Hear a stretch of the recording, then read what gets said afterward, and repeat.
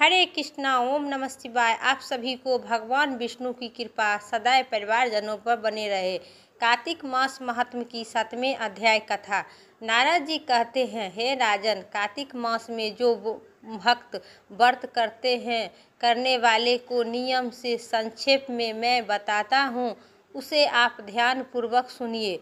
जो मनुष्य व्रत को सभी प्रकार का आमिष, मांस, उड़ीद, राइस, खटाई तथा नशीले वस्तुओं का त्याग करना चाहिए। व्रत जो दूसरे का अन्न ग्रहण नहीं करना चाहिए। किसी को दोष अपना नहीं करना चाहिए और तीर्थ में अतिरिक्त अन्य कोई यात्रा नहीं करनी चाहिए।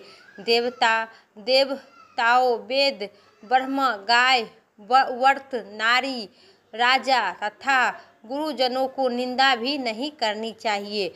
व्रत करते हैं वे भक्त दाल, तिल, पकवान, दान किया हुआ भोजन ग्रहण नहीं करना चाहिए।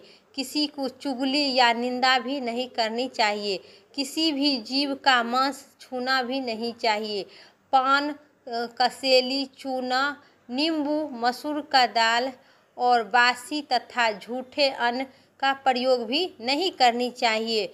गाय का, बकरी तथा भैंस की अतिरिक्त अन्य किसी पशु का भी दूध नहीं पीना चाहिए। कांसा के पात्र से रखा हुआ पंचागत, बहुत छोटे घड़े का पानी तथा केवल अपने पिए किसी दूसरे बर्तन का पानी का प्रयोग नहीं करनी चाहिए।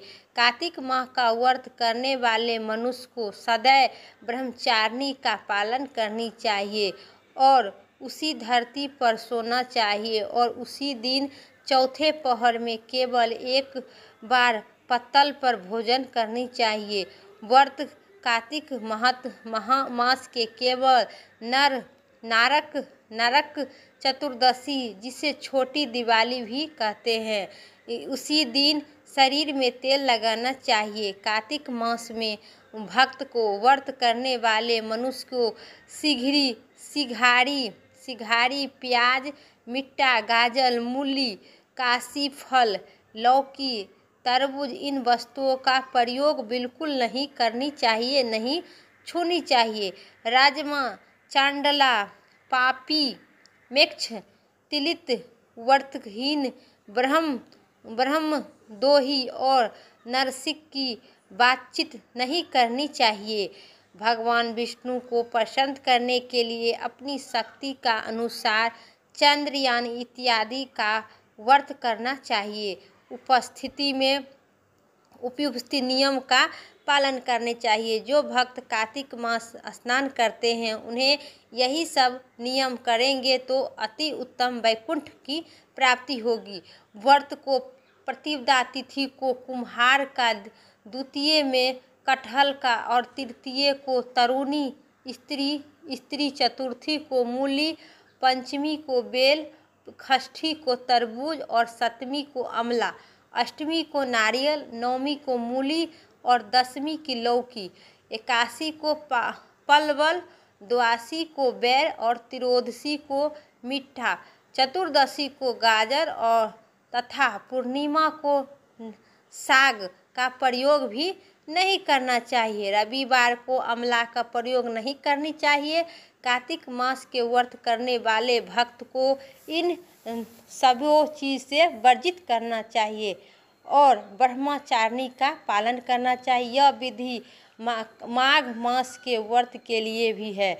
देव उठौनी एकादशी से पहले की विधि को अनुसार नित्य जागरण, गाना भी करनी चाहिए। इसके विधि पूर्वक करने वाले भक्त को यशमय यज्ञ की प्राप्ति होगी।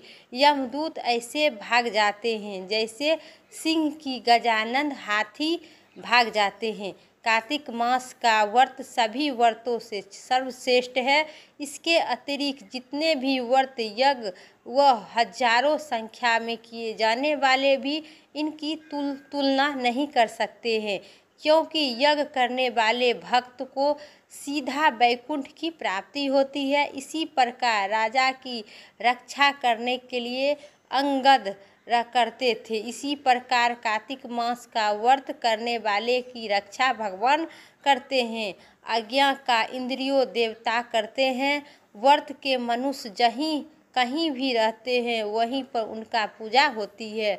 उनका यश फैला रहता है। उसमें निवास स्थान पर भूत पिशाच इत्यादि कोई भी प्रेत नहीं आते हैं। विधि पूर्वक कार्तिक मास का व्रत करने वाले भक्त को पुनः वर्ण करनी चाहिए।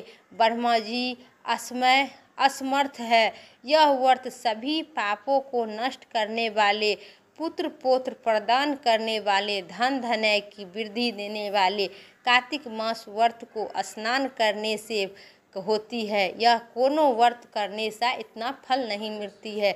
जो भक्त कार्तिक मास स्नान करते हैं उसे सर्वसुर सभी गुण की पृथ्वी पर प्राप्त होकर सीधे वैकुंठ धाम में भगवान विष्णु की शरण में जाते हैं। बोलिए माँ भगवान विष्णु की जय। मेरा कथा यहीं तक था। वीडियो अच्छी लगे तो लाइक करें, चैनल पर नहीं है तो सब्सक्राइब करें। फिर अगली वीडियो लेके आते हैं। तब तक के लिए जय विष्णु भगवान, जय राम।